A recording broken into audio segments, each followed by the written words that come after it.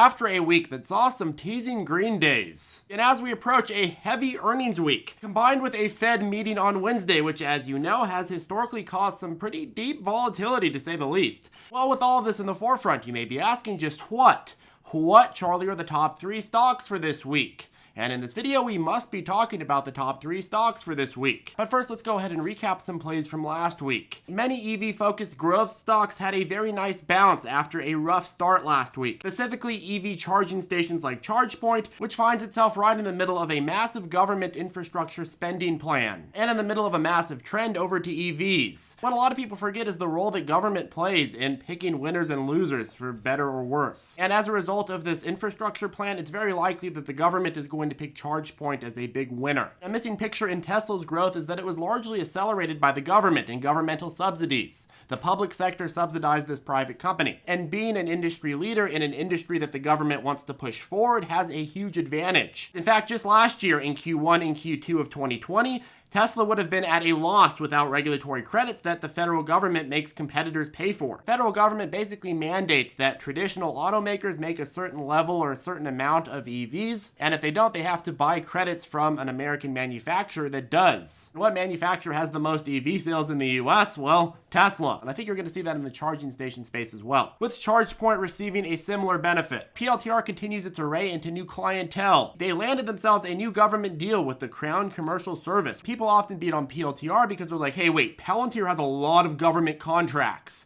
That means that they're very, very overexposed to the governmental sector. I'm not a bear when it comes to government contracts. I like government contracts. They provide stability. Overall, it gives a lot of credibility because if multiple governments are using PLTR services, then it's like, hey, well, they're trusted. That being said, this is one of those companies where the more valuable it is, the less people want to buy it. But it has found a pretty clear range so far above March lows, so that is something that's promising. But their come to truth moment is going to be in their earnings next month. I think they're going to be coming out sometime in mid-May. On Friday's video, we also recap some of our day trade opportunities. For example, the SYPR Catalyst briefing and the OCGN briefings. And we gave some tips on how to find good day trades and swing trades regardless of market condition. One of the things that I emphasized on Friday is that if you are finding that you're bored during this market condition, you have a lot of high conviction plays that you're sort of waiting to rebound, well, you can also expand into some day trades and very, very short-term swing trades, like a couple days. That way you can take advantage of some of these days where they're green and then it goes back down, while also being long-sided for some of the plays that you see as being really, really likely to bounce back towards the end of the year or even towards the summer. And we'll be keeping you updated both here and every single morning. Anyways, folks, that caps off the recaps. Let's get into this week's plays.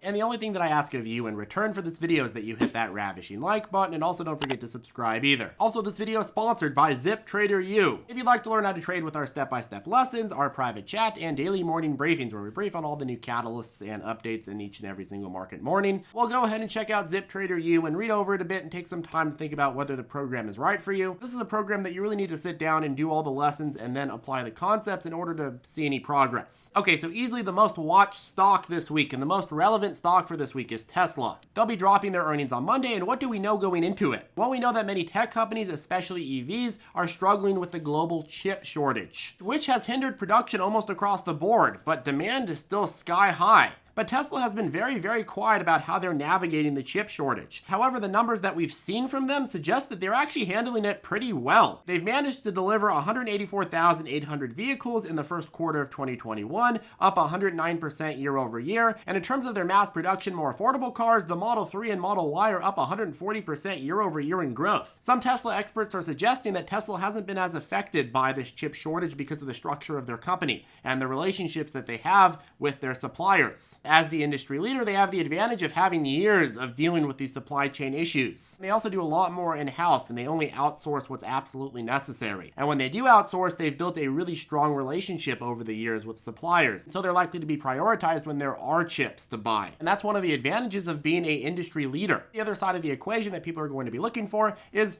how is demand going for Tesla? And I would suggest that Tesla's winning there as well. The Model 3 and the Model Y success in China has been a driving factor for Tesla this year and increasingly will be moving forward. It's also been a hit in Germany too. Though we have seen some cooling off in demand in the US from some of the models, and the Model S and Model X have pretty much been nowhere to be found as they're waiting for their refresh. Keep in mind though that Tesla in many ways is the leader of the growth sector. If Tesla reports great numbers and bounces, you'd expect a lot of the other EV stocks to bounce and the EV S-Packs. But anyways, let's go over to China again. So NIO is going to be a big player this week as well, reporting earnings on Thursday. They've had a much tougher time dealing with this global chip shortage. They adjusted their guidance down the last quarter. They had to shut down their factories for a bit, and they also lowered their guidance. But on the flip side, expectations are pretty low going into this week, which means that any good news at all could shock investors. It's also true that NIO in early May will be talking about their European expansion plans, and perhaps we'll see some hints about that on earnings. And I'm looking forward to seeing how NIO is going to be handling this chip shortage moving forward and what the rest of the year looks like for them. That being said, and I'm trying to hint at this, I'm not super confident that NIO has come up with a solution to get themselves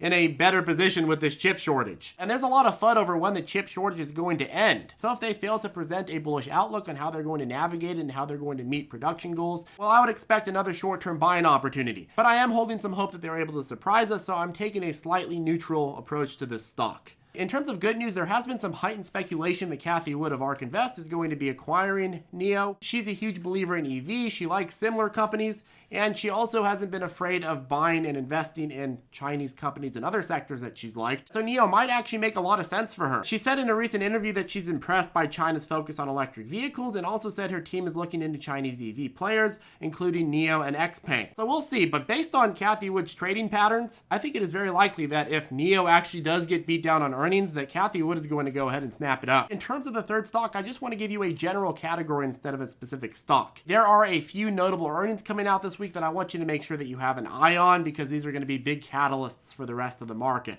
So we have Pinterest on Tuesday, Facebook on Wednesday, and Twitter on Thursday. Fellow social media company Snapchat had a huge beat last week and saw a nice rally, and we'd expect a lot of these other social media companies to paint a good picture as well. Shopify, Spotify, and Qualcomm, and Apple as well are also coming out on Wednesday. These are all going to be big for the tech sector, and some of them like Apple and Amazon and the likes are going to be big for the overall market. So make sure that you're watching these in depth. Okay, now I want to finish off the video with an interesting question that I got from one of our viewers. Charlie, I've been trading for a few years, but I'm starting to feel like I am only a genius because of the 2020 bull market and 2010-2020 bull run. My friends keep telling me that I gambled in the last 5 years, and especially last year, and now the fun is over.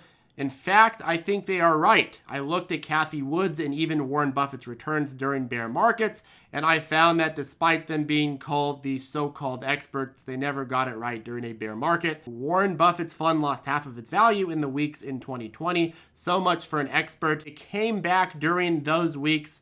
It was down. I guess he's talking about the rest of the year.